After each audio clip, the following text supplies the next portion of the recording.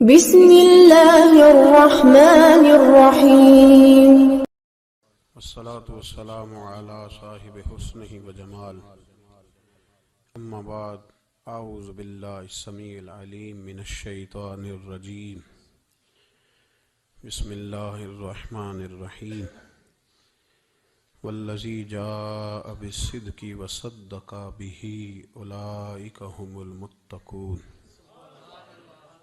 صدق اللہ العظیم وصدق رسولہ النبی الکریم ان اللہ وملائکتہ یصلون علی النبی یا ایہا الذین آمنوا صلوا علیہ وسلموا تسلیما الصلاة والسلام علیک یا سیدی یا رسول اللہ وعلى آلك وأصحابك يا سيدي يا حبيب الله اللهم صل على سيدنا ومولانا محمد معدن الجود والكرم وآلہ وصحبہ وبارک وسلم۔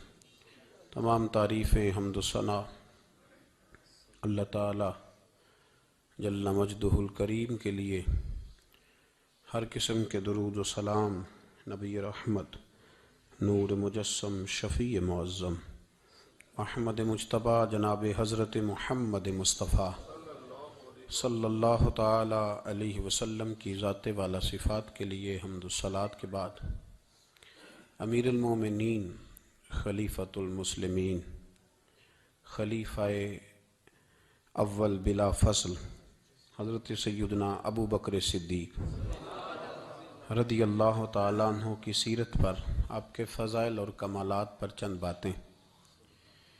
قرآن مجید فرقان حمید میں اللہ کریم نے فرمایا والذی جاء بالصدق وصدق بہ، فرمایا وہ جو سچ لے کر تشریف لائے اور وہ جنہوں نے اس سچ کی تصدیق کی، اولئک ھم المتقون، یہی اللہ سے ڈرنے والے ہیں۔ جو سچ لے کر تشریف لائے اور جنہوں نے سچ کی تصدیق کی۔ نبی کریم صلی اللہ علیہ وسلم کو اللہ تبارک و تعالی نے بے شمار لاتعداد معجزات عطا فرمائے۔ حضور کو اللہ تبارک و تعالی نے بے شمار کمالات سے نوازا۔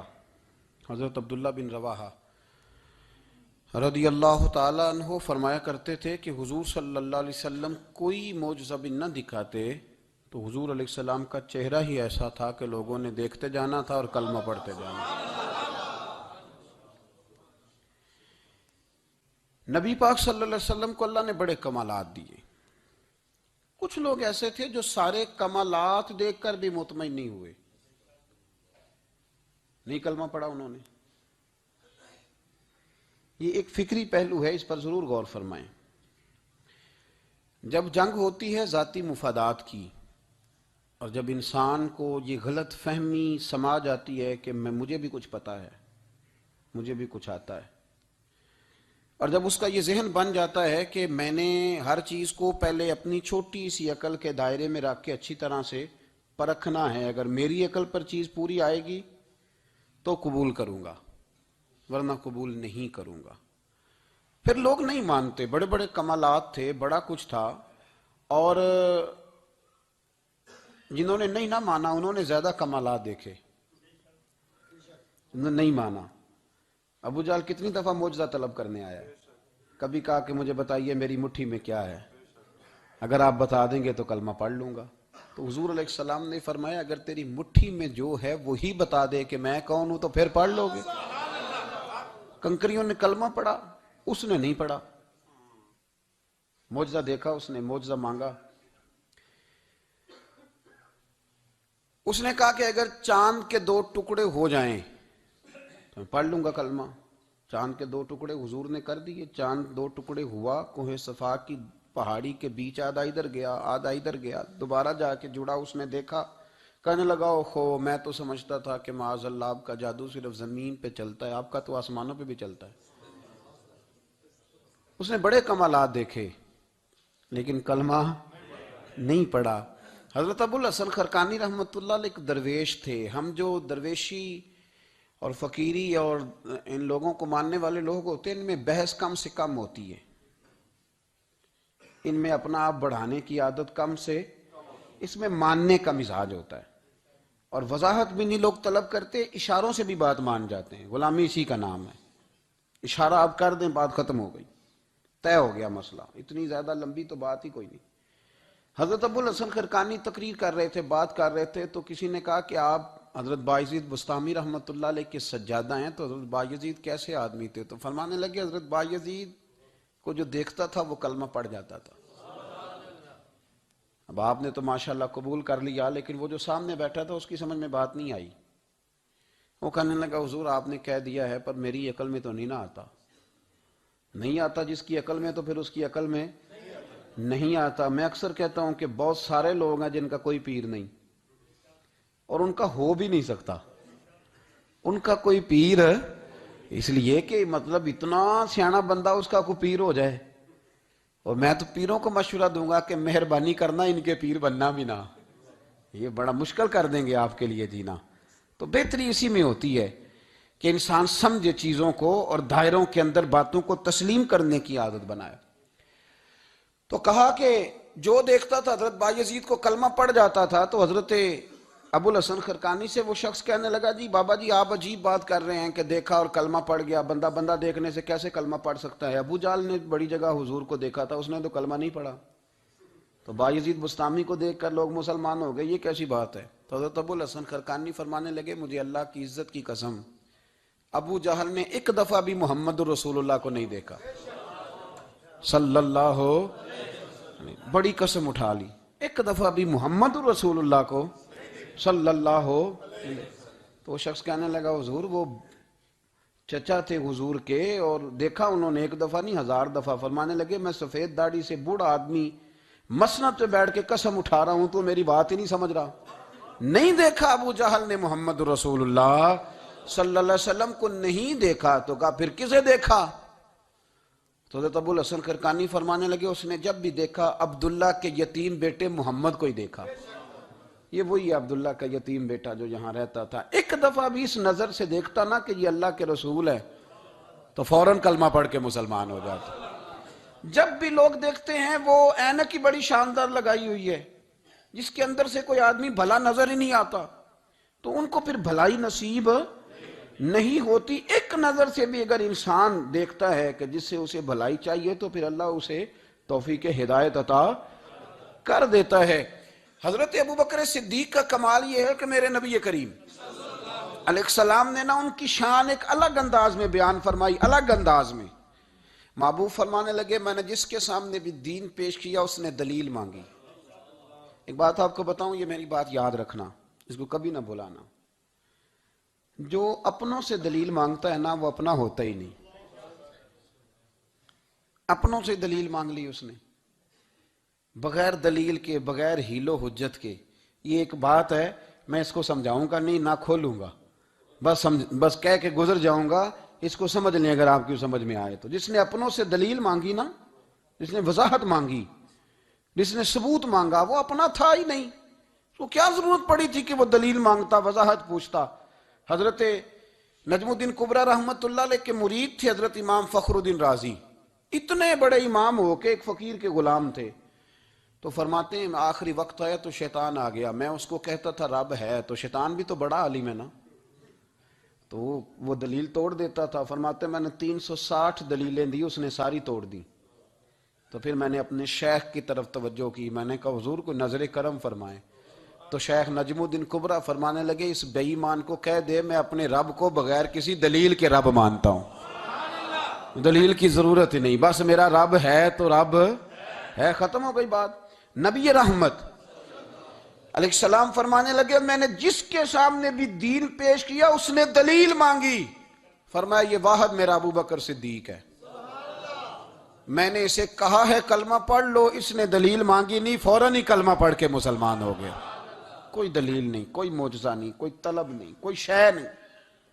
ساری زندگی مطمئن ہی نہیں ہو پائے لوگ، ساری زندگی اطمینان ہی نہیں ہو سکا، اس کو بھی سنا، اس کو بھی سنا، اس سے بھی سوال پوچھا، اس سے بھی پوچھا۔ بھائی تو مطمئن ہونا نہیں چاہتا، تو بحث کرنے کے لیے علم سیکھ رہا ہے، اس نے عمل کرنے کے لیے سیکھنا ہوتا ہے، اس کو تو ایک حرف ہی بڑا کافی ہوتا ہے، تو ایک لفظ کی ضرورت ہوتی ہے، ایک جملے میں ساری زندگی لوگ گزار دیتے ہیں۔ حضرت ابوبکر صدیق رضی اللہ تعالیٰ عنہ نے بحث والا دروازہ نہیں کھولا، حضور نے کہا کلمہ پڑھو تو انہوں نے کلمہ پڑھا اور مسلمان ہو گئے۔ کوئی دلیل، کوئی وضاحت، کسی چیز کی کوئی حاجت، ختم ہو گئی بات۔ اصل مسئلہ پتہ کیا ہے، جو لوگ سوچ سمجھ کے چلتے ہیں نا، تو سوچ کتنی ہے انسان کی، وہ کتنا کام دے گی۔ یہ جو وارفتگی ہوتی ہے نا، یہ جو محبت ہوتی ہے، یہ جو پیار ہوتا ہے، یہ زندگی کو آسان کر دیتا ہے۔ سوچنے سمجھنے کے دائروں سے آدمی نکل جاتا ہے، اس کا کام وہ کہتا ہے کہ میں نے سوچنا نہیں، میں نے ماننا ہے، میں نے رب رسول کی ذات کے بارے میں سوچنا نہیں، میں نے ماننا ہے۔ تو ماننے والے لوگ جو ہوتے ہیں وہ فائدے میں ہوتے ہیں، تو عمل کر رہے ہیں، بات مانی، عمل کیا۔ عقل کا بے شمار اور بے دریغ استعمال، اپنی چھوٹی عقل سے بڑے مسئلے حل کرنے کی کوشش کرنا، یہ انسان کو نقصان دیتا ہے۔ بہت ساری جگہوں پہ وہ الجھ جاتا ہے۔ ہر جگہ عقل استعمال کرنا، لیکن رب رسول کے معاملے میں نہ استعمال کرنا، ورنہ نقصان ہو۔ عقل چھوٹی ہے اور اللہ رسول کی ذات بڑی ہے، کبھی بھی اس دائرے میں بند کرنے کی کوشش نہ کرنا۔ جناب ابوبکر صدیق رضی اللہ تعالیٰ عنہ ہر معاملے میں ایک حدیث بخاری کی، شاید میں نے پہلے بھی عرض کی تھی، لیکن چونکہ وہ عنوان کے لحاظ سے ایک بہت بڑی دلیل ہے، دوبارہ عرض کرتا ہوں۔ نبی پاک علیہ السلام نے 1500 کے قریب صحابہ سے فرمایا تھا کہ چلو عمرہ کرنے چلیں۔ عمرہ کرنے جب ہم جاتے ہیں نا تو ہمارے گلے میں پھول بھی ڈالے جاتے ہیں، اور آپ کو پتہ ہے بتانا بھی پڑتا ہے لوگوں کو کہ میں عمرہ کرنے جا رہا ہوں۔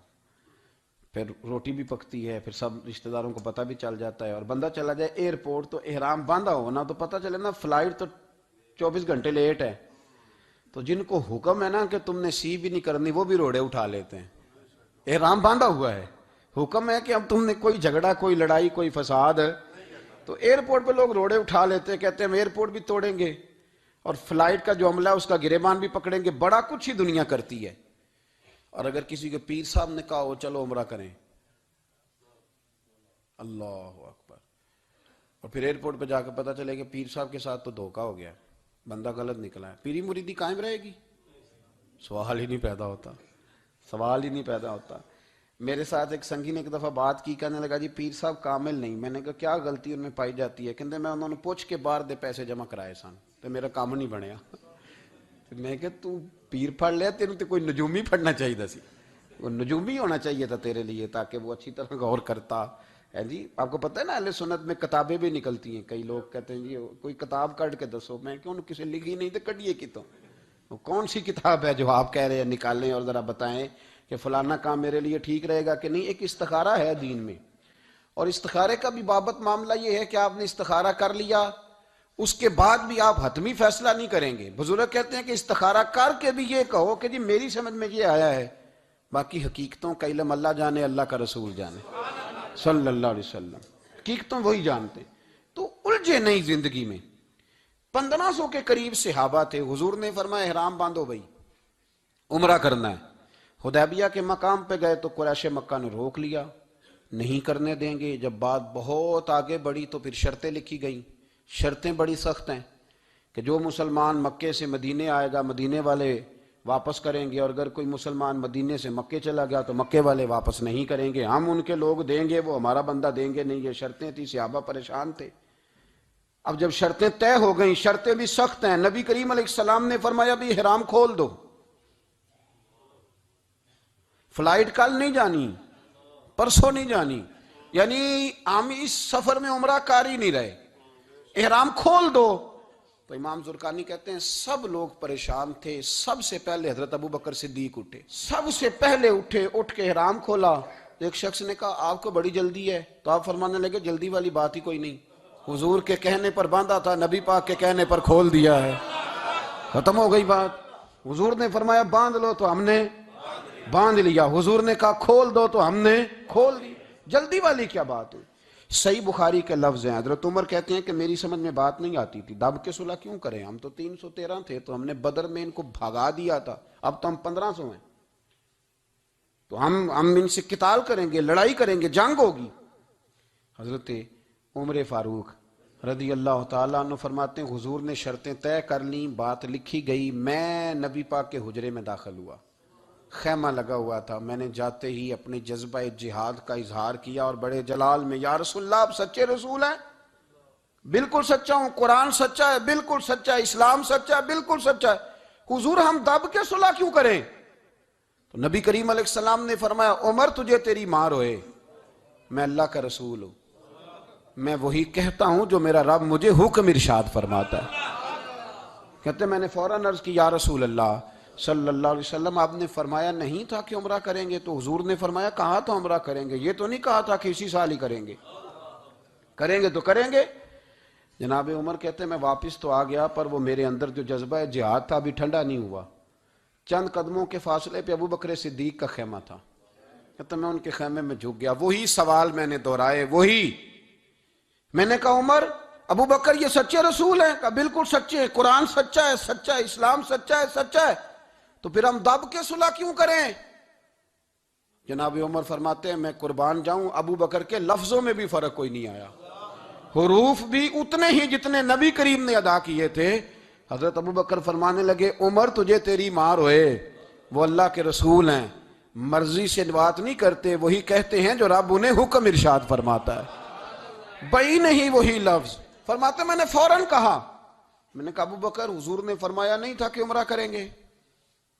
تو کہتے ہیں وہی لفظ، وہی حرف، وہی انداز، وہی طریقہ، وہی سلیقہ، وہی انداز تکلم، بالکل حضور کی اتباع میں اسی انداز میں فرمانے لگے عمر حضور نے فرمایا تھا عمرہ کریں گے، یہ تو نہیں فرمایا تھا کہ اسی سال ہی کریں گے، کریں گے تو انشاءاللہ کریں گے۔ فرماتے ہیں میں واپس آ کے بیٹھا تو حضرت عمر کہتے ہیں جب میرا غصہ اترا نا تو پھر میرے اندر سے آواز آئی کہ عمر ذرا غور تو کر، تو ابو بکر کے ایمان تک کبھی نہیں پہنچ سکتا، اس تک تیری رسائی نہیں ہو سکتی۔